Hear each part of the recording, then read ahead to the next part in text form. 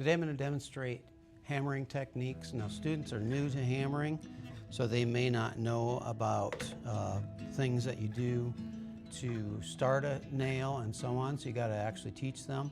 I've got a 2x4 standing up here with my 2 clamps on it.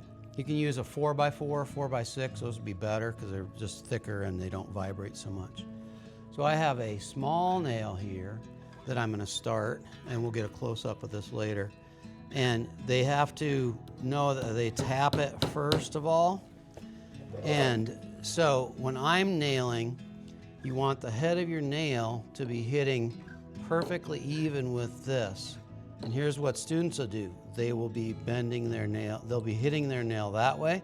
So what do you think it's going to do? It's going to bend over that way. And then they have to straighten it out. Or they'll be hitting it this way.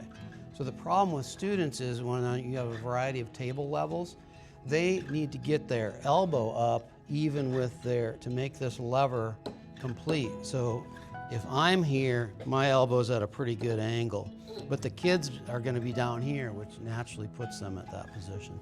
So get this as low as you can for the shorter kids, and then they should be hitting straight in. Let's hit this nail.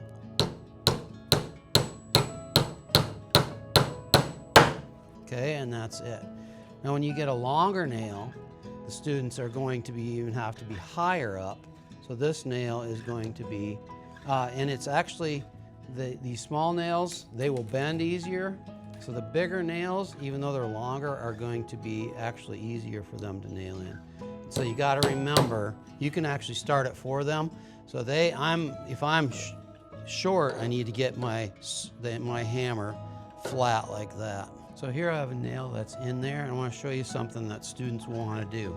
If they actually bend it like that, they're going to want to go like this and try to pull their nail out.